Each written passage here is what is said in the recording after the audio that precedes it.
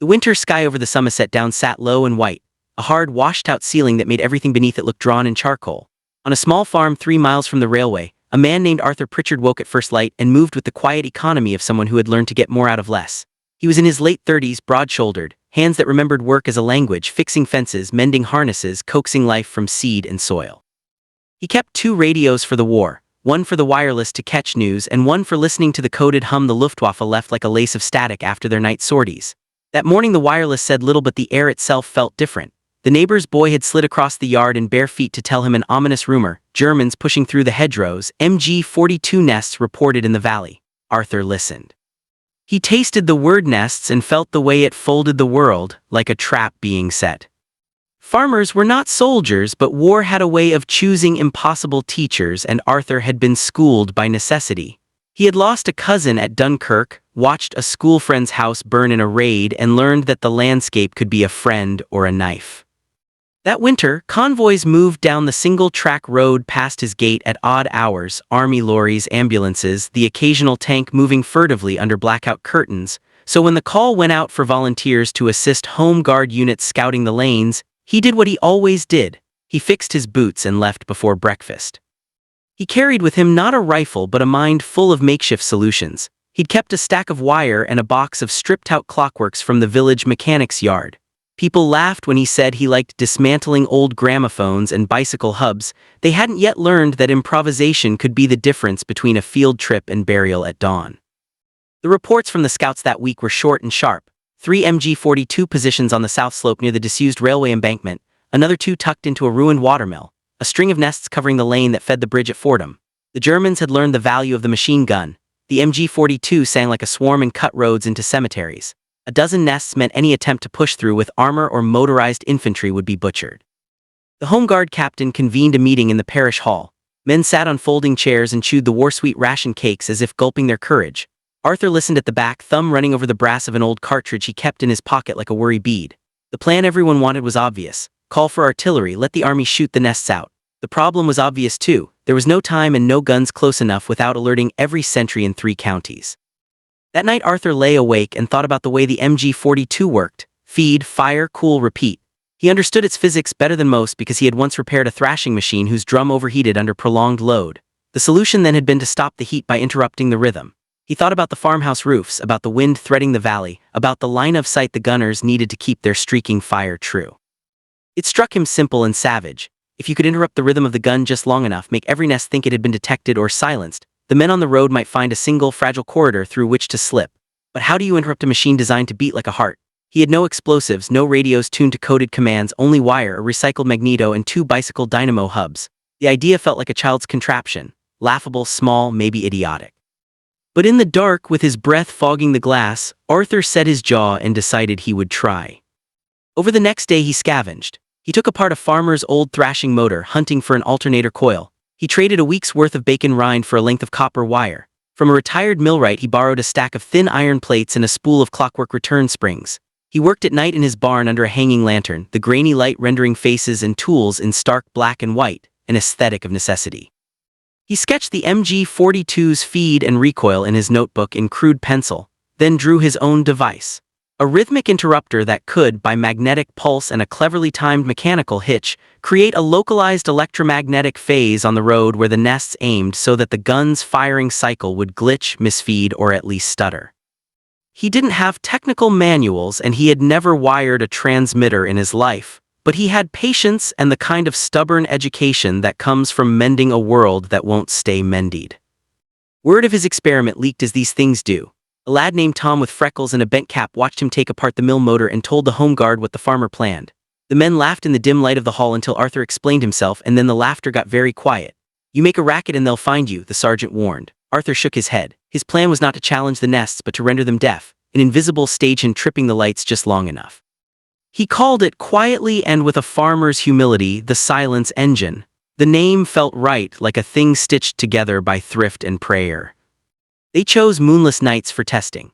The first field trial was small, just a coil and a magnet wrapped in oilcloth and a bicycle dynamo spun by hand. The effect was subtle. A nearby torch flickered, an old radio in the farmhouse coughed and then went quiet. It may have been coincidence, or it may have been a true electromagnetic hiccup that, if focused, could confuse an electrically primed trigger mechanism or scramble the signal in a field-sensing optic. Encouraged, Arthur and a handful of volunteers built a larger array. A battered car battery was scavenged from a stalled ambulance, the copper wire multiplied into a trap net, and the dynamo was rigged to the back of a cart whose wheels, when rolled along the bank and clicked by a simple cam, would pulse the coil at a regular frequency. It was crude and fragile, the sort of thing an inventor would be ashamed of showing at an academy, but what it lacked in elegance it made up for in accessibility. Anyone could put one together from scrap in an hour. If it worked, dozens of men could replicate it overnight. The Home Guard captain approved because there was nothing else. The plan was to move 3 of the devices to 3 discrete hollows along the lane leading to the Fordham Bridge. At dusk, a team of local men, veterans all, would drag the carts into position, anchor them under hedges, and run the dynamo by hand from the far side of a field so they could maintain distance.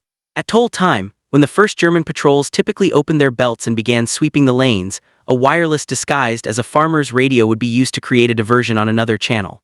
The silence engines would then tick like small clocks, sending micropulses into the air along the direction of the nest's sightlines. If they merely rattled servos and sent a few static bursts into the optics and triggers, that might be enough. If they did more, if the nest's feed belts snagged or their firing pins misfired, the nest would fall silent. Silence in those days could be as useful as fury. On the appointed night, the moon stayed hidden. The men moved like shadows, 2 by 2, bending under hawthorn, carrying canvas sacks and a hush of prayer.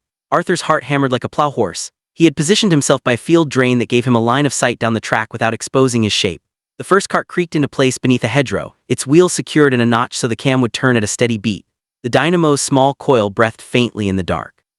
Arthur steadied his hands on the crank and began to turn. The frequency was awkward at first, nothing like a musician's timing, more like a man finding his rhythm, but soon 3 lights along the valley twitched as if a curt hand had brushed them. In the distance he heard a motor thrum, then the familiar staccato that made the men flinch, the MG-42's song. The machine began to sing in its habit, spraying shadows across the lane. Arthur tightened the crank. The effect when it came was not cinematic. There was no flash, no great sparking arc. There was a hiccup, a sputter in the gun's voice, a tiny pause, a misfired spit. From his crouch Arthur saw a figure in the nest, a German gunner jerk head tilt and then look to the left as if a whistle had sounded. The gun stuttered, then resumed, but the brief silence carved an opening like a knife. The first jeep in the Home Guard convoy moved, then the second, hugging the opposite hedge, engine growling low. They slipped through on the pause between the MG's raked bursts like ghosts through a net. His chest loosened, the pulse in his throat slowed by a fraction. It had worked, not wholly, not perfectly, but it had worked. They ran the device again at the next swoop of patrols. Twice more the nests hiccuped, once a full stoppage as feed belts jammed, once a misfire that sent a shower of brass onto the grass. On that night 36 men and 2 field ambulances passed through the lane before the dawn, and not one took a direct hit. By dawn the valley hummed with the small private noises of people who had kept secrets, the clatter of boots, a whispered thanksgiving, a cigarette's soft hiss. Arthur walked back to his farmhouse with mud on his boots and the silence engine folded under a tarp like a secret child. He felt oddly unheroic, the way someone feels who knows the world turned on a hinge and no one else knows why. Word spread as it always does, first whispered through the Home Guard network, then carried in a halting, odd voice to the regimental staff. Soldiers whose faces had been set by months of watching for death came to see the device in the barn with the reverence of men looking at an old saint. A signals sergeant smelt the coils and said the thing made sense enough to a man who knew the flow of currents. An engineer scratched at the metal and said it would never hold up under sustained use. A captain said they ought to send 2 mechanics to make 5 more. Arthur demurred. He had built it from things no one wanted and he knew its limits. But when the army requisitioned the parts and sent a corporal with a letter stamped urgent, he agreed to teach a small team. The war does not wait while craftsmen argue about ownership. Over the next week, crews from neighboring parishes converged under rain and wind. Men who had never wired a stray lamp learned to wrap coils, to twine copper into the right pulse length, to set cams and mark the timing with chalk.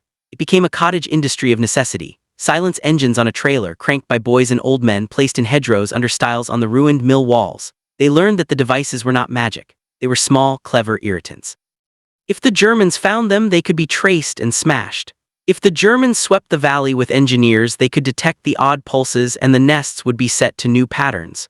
But war runs on supply and time, and for a week the company that held the lane moved men and fuel with a kind of reckless economy that felt like grace. That grace inevitably had a cost.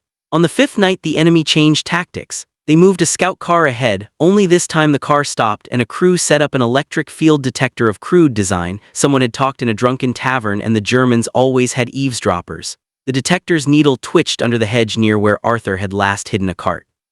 That night when the first pulse ran its circuit and the MG-42 stalled in its uncanny way, the detector blinked red and two men with lanterns hustled toward the hedgerow. Arthur heard the sound of boots on frozen ground and the curse of a man surprised. In seconds a flash grenade cracked the air and the hedgerow was a scatter of sparks. The Germans had found one device and smashed it. They did not, however, find them all. The network's redundancy, 3 devices spaced along the line, meant that the nest still experienced enough interference to make the gunners uneasy. But the raid taught them a dangerous lesson. Improvisation can be copied and copying means countermeasures. After that night the valley became a chessboard. The Germans altered their firing drills, moving men more often, changing dome covers over their feed belts to insulate against electromagnetic embarrassment. The Home Guard teams responded by modifying pulse frequencies, by adding small, random jitter to their cams so the interference could not be simply filtered out. Arthur spent sleepless hours in his barn recalibrating coils by the light of a hurricane lamp, tasting copper on his lips and the acerbic tang of oil in his nose. He had to admit that the device had ceased to be only a mechanical trick in a week, and had become a tactical doctrine. Men talked of fake silence and pulse warfare as if it were science. That was both the victory and the danger. A small farmer's contraption had become an operational adjunct that the enemy could now study. Still, even as the German countermeasures grew more cunning, the silence engines bought time. In one notable dawn Arthur watched from a bramble as a column of armored cars and a single light tank slipped past the mill and onto the road, the gunners looking once, their jaws tight and deciding the lane was unlucky.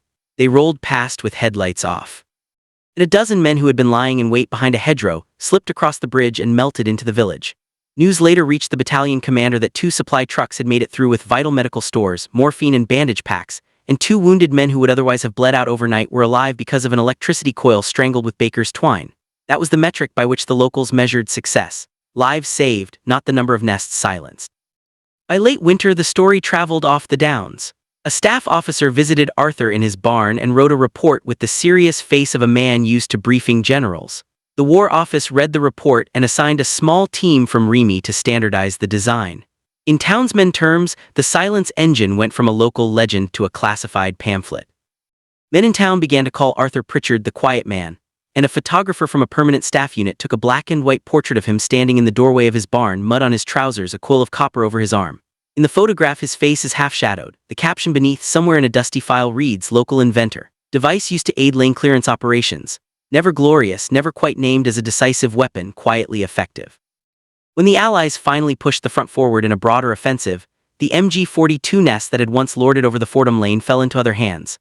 Some nests had been physically destroyed by artillery once the opportunity arose, others had been abandoned in the face of flanking moves. The silence engines were packed into crates marked expendable and shipped elsewhere, their coils unwound and redistributed, their cams used as spares for tractors.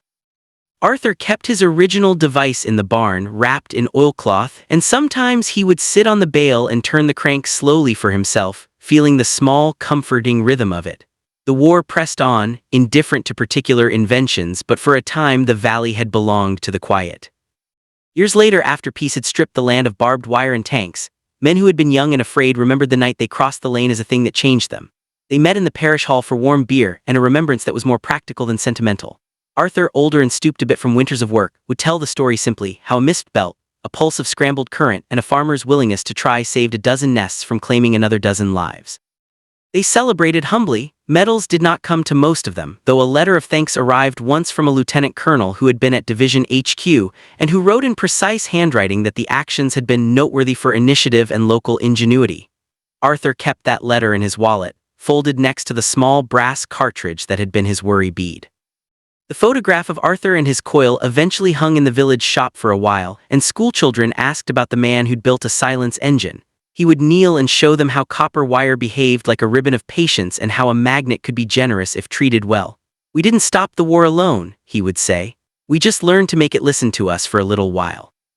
In the black and white lens of memory, the valley's nights were sharp and simple. Hedgerows like ink strokes, faces lit by a single lantern, the little clockwork turn of a dynamo that bought a man one more sunrise. The machines the technicians later standardized were more efficient, more dangerous in the hands of armies and thereby less human. Arthur remained in stories and in the hearts of those he saved, a reminder that sometimes the thing that wins a fight is not a bigger gun but a smaller silence.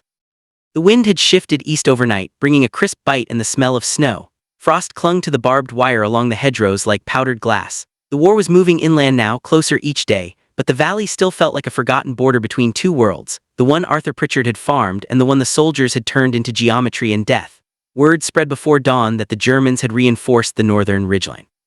12 new MG-42 nests said to cover every approach to the bridge, dug deep and cross-linked like a spider's web.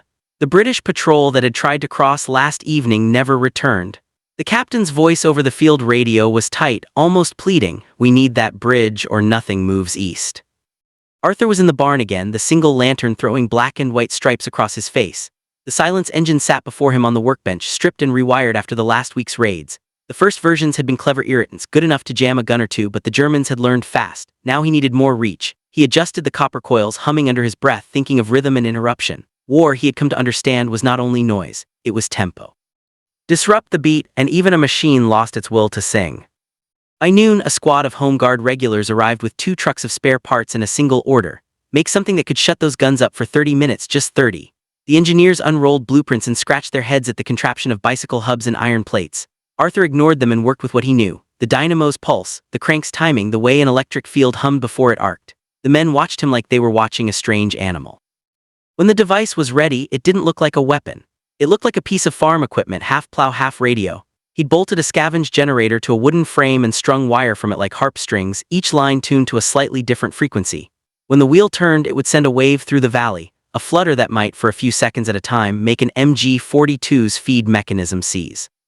The trick was not power but timing, a pulse long enough to interfere, short enough to remain invisible. He called it, without irony, the long silence.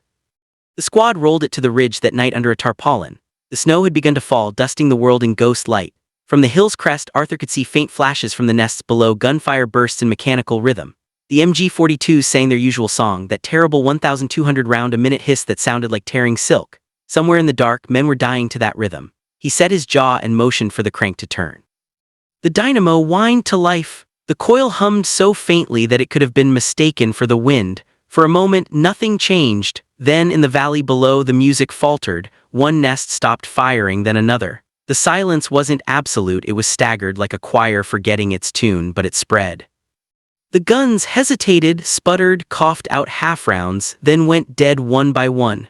A ripple ran through the line as German spotters shouted in confusion. The Home Guard seized the moment. Infantry rushed forward, ducking through the still smoldering grass. A corporal stumbled near the bridge, expecting death, and found none. He turned and saw Arthur's machine outlined against the snow, wheel spinning, lantern light flickering off the copper wires. "Bloody hell," someone whispered. "He's done it." For 12 minutes, the valley held its breath. Then, as suddenly as it began, the guns coughed back to life, one here, two there, but by then the British had crossed. The bridge was theirs. The counterfire hit empty ground, chasing ghosts. When the shooting finally stopped, the men found Arthur still by the machine, hands on the crank, frost in his beard. He hadn't noticed the bullet hole that had torn through his coat sleeve. The generator had burned out, the copper wire glowed faintly, spent. He looked up at the captain who came running from the bridge. "How long did it hold?" he asked. "Long enough," the captain said. Arthur nodded once, as if that were a harvest to be proud of. The soldiers began to cheer, a low, rough sound that carried up the ridge and dissolved into the night. Later, when the dawn came gray and indifferent, the valley smelled of smoke and iron.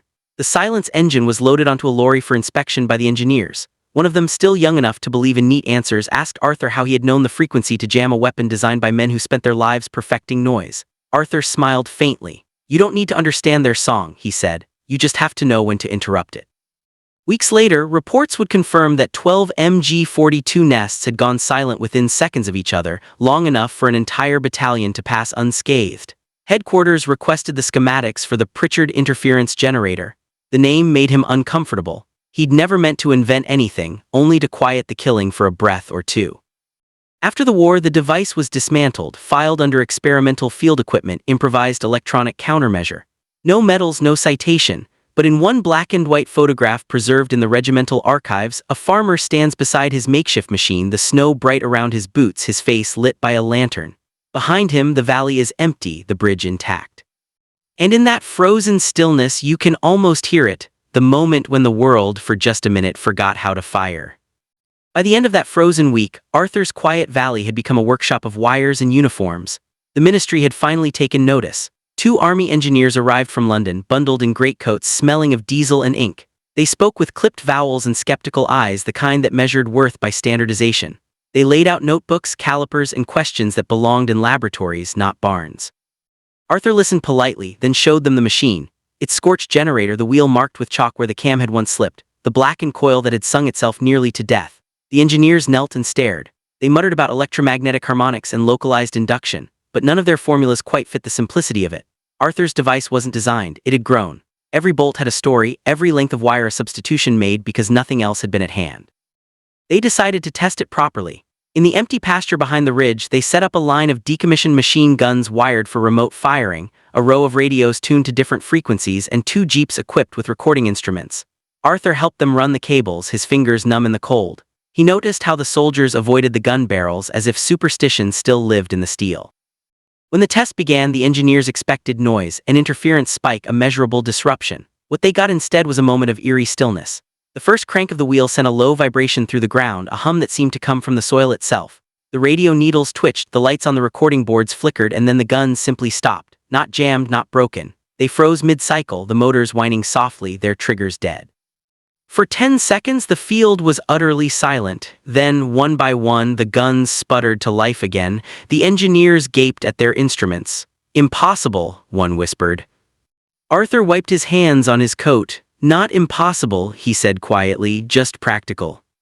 The next day they built 3 new versions using fresh wire and factory bearings. None worked. The pulse was wrong, the timing off. It turned out that the hand-cranked dynamo, his uneven rhythm, the rough edges of the cam had been part of the secret. His imperfections made the interference irregular, unpredictable. Machines could counter a formula, but they couldn't adapt to human inconsistency. When Arthur explained that, the younger engineer, Lieutenant Havers, looked at him with sudden understanding. "So you were the missing variable," he said. "The machine only listens to you." Arthur laughed softly. "It listens to whoever's willing to keep turning." By mid-February, Command decided to replicate the effect on a larger scale. They requisitioned 2 trucks, fitted them with generators, and stretched copper wire along their chassis like the veins of some great mechanical animal. They asked Arthur to supervise the trial run. He didn't want to. His valley had been his world. The idea of bringing this fragile invention into the open war frightened him. But when he saw the convoys heading north, heard the rumble of distant shellfire, he understood that silence, even man-made silence, was now a weapon too. The convoy moved out at dawn. The frost lay like dust on the road, and the hedgerows looked like ink strokes against the pale sky. They reached the front line near dusk, where the enemy had entrenched along a forest edge. Machine guns rattled in steady bursts, MG-42s again, the same unholy rhythm. The soldiers crouched in the mud, waiting for the order. Arthur stood beside the first truck, feeling the vibration of its engine through his boots. "Whenever you're ready, Mr. Pritchard," the captain said. He nodded once and turned the wheel. The hum built low and resonant, spreading outward in waves. Across the no-man's land, the MG-42s began to cough. One choked, then another. The line wavered. "They're dropping out," someone shouted. Then came the mistake. One of the truck generators overloaded, sparks bursting from its wiring. The copper flared white-hot and the coil snapped. The hum vanished, replaced by the raw scream of current tearing itself apart. The Germans, sensing weakness, opened fire again. Bullets slashed through the trees. Arthur dove for the controls, grabbed the broken wire, and twisted it back into place bare-handed. The shock bit deep into his palms. For a moment, the light from the generator threw everything into stark contrast: men, mud, snow, breath, all rendered in black and white like a photograph developing in real time. Then mercifully, the hum returned. This time it was deeper, steadier. The guns across the field stuttered, then fell silent completely. The forest itself seemed to exhale. The soldiers stared in disbelief. The captain barked into his radio, "Advance." They did. In 5 minutes, the line that had held for weeks broke open. The troops moved forward, unopposed. By the time the MG-42s recovered, if they ever did, the British had already crossed the ridge. When the shooting stopped, Arthur sat beside the burned truck, palms blistered, the smell of ozone thick in the air. Havers crouched next to him, awed and frightened all at once. "You understand?" Arthur shook his head slowly. It shouldn't. It only worked because it was small. The moment you make it big, it'll lose its balance. The world's full of noise now. Sometimes the only way to win is to make it quiet for a heartbeat. They sent him home a week later. The Army called his work field Experiment 27B, and the papers filed under it were stamped classified. The two trucks were dismantled and studied by men who spoke in equations. None could make the silence repeat. But the story traveled anyway through letters, rumors, and memory. Soldiers said there'd been a farmer who could stop the German guns by turning a wheel. Some said he used magnets, others swore he prayed. Either way, in a war built on thunder, he'd given them a single, perfect pause. And for many who survived that night, that silence was the sound of hope itself. When the war finally loosened its grip, it didn't end with trumpets. It ended the way all storms do, quietly, with broken things drying in the sun. The hills around Somerset went back to the slow language of tractors and wind. The uniforms disappeared, but the tracks of the trucks and the trenches they dug lingered in the soil like scars. Arthur Pritchard came home to his farm with a limp and a pair of bandaged hands that couldn't hold a plow the way they once had. For the first few months, he spoke little. The neighbors assumed he was grieving. In truth, he was listening. After years of noise, of engines and gunfire and shouted orders, silence felt unnatural, almost frightening. He would stand in his field at dusk, eyes closed, waiting for the faint hum that had followed him even in dreams, the sound of the coil spinning, the wire vibrating in rhythm with his heartbeat. But it never came. The Army sent him 2 letters. The first thanked him for his contributions to field operations and included a small check. The second, months later, came from an office whose name he didn't recognize. It requested permission to keep his apparatus and associated schematics under secure storage for further research. He signed the paper without hesitation and burned the envelope afterward. Some things were better left buried. Years passed, the farm healed. Grass grew over the ruts where the trucks had once parked. Arthur's hands recovered enough to mend fences, milk cows, and fix neighbors' radios. People called him the quiet man now, half as a joke, half as respect. Sometimes soldiers on leave would stop by, claiming they'd heard rumors of a farmer who could silence guns. He would smile politely, offer them tea, and say only, "I just built a thing that worked once." Then the world forgot it. But the world never forgets completely. In 1954, deep in a Ministry of Defense archive in Whitehall, a young researcher named Elsie Turner was cataloging old field experiments for a report on post-war innovations. She found a thin file labeled Project 27B, Acoustic Electromagnetic Disruption Device, Pritchard. Inside were 4 photographs, a handwritten schematic, and a report typed on faded carbon paper. It described a hand-cranked generator capable of producing localized magnetic interference strong enough to stall electrically driven firing mechanisms. The final note read, "Effect could not be replicated under controlled conditions. Field success may be attributed to environmental coincidence." Elsie frowned at that phrase, environmental coincidence. She'd seen it used before, usually when something worked but no one could explain why. She held the black and white photo up to the light. A man stood beside a crude wooden frame strung with wire, snow at his feet, his face hidden by the brim of his cap. Behind him stretched a valley of frost and smoke. The caption said only, "Somerset, January 1944, local collaborator." Curiosity gnawed at her. A week later, she found another file cross-referenced to the same number, tucked between reports on experimental radar jammers. It contained a field dispatch from a Captain Henley dated 17 January 1944, 12 MG42 emplacements rendered non-functional for approx. 13 minutes. Allied forces advanced with minimal resistance. Local civilian inventor present on site. Device deemed too unstable for replication. Recommend immediate classification. 13 minutes, the difference between a massacre and survival. Elsie typed up a short memo recommending re-examination of Pritchard's work. Her supervisor skimmed it, shook his head, and said, "We're not in the business of chasing ghosts, Miss Turner. The world's moved on to bigger machines." The file went back into storage. Back in Somerset, Arthur grew older but not slower. He tinkered with his radios, repaired farm equipment, and walked every morning before dawn. Sometimes he'd stop by the barn, pull back the tarp over his old silence engine, and turn the crank once or twice just to hear the faint scrape of metal. It no longer produced any hum, just a whisper of bearings too dry to spin. But in his mind he could still hear it, that invisible note between sound and stillness. One foggy evening, a knock came at his door. It was a woman in her 20s, hair tucked under a scarf, coat too neat for the countryside. "Mr. Pritchard?" she asked. "I'm from London, the War Office." He smiled faintly. "I thought I'd finished with that lot." She laughed softly and held out an envelope. Inside was a copy of her own memo, the one her supervisor had ignored, and a single photograph. "I found your file," she said. "I thought you might want it back." Arthur studied the picture for a long time. "You know," he said finally, "it looks better in black and white, makes it seem tidier than it was." "Did it really work?" she asked. He met her gaze, eyes clear and steady. "For 13 minutes, he said, "long enough for a few dozen boys to see another sunrise. That's all it ever needed to do." She nodded, and when she left, she didn't take the photograph back. That night, Arthur pinned it to the wall of his workshop. Beneath it, he scribbled a note in pencil: "Noise always returns, make silence while you can." He died quietly 2 years later, sitting in his chair by the window, the coil still resting on the bench under its sheet. At his funeral, the vicar spoke of service and faith, but most of the men who came remembered the farmer who could make guns go quiet.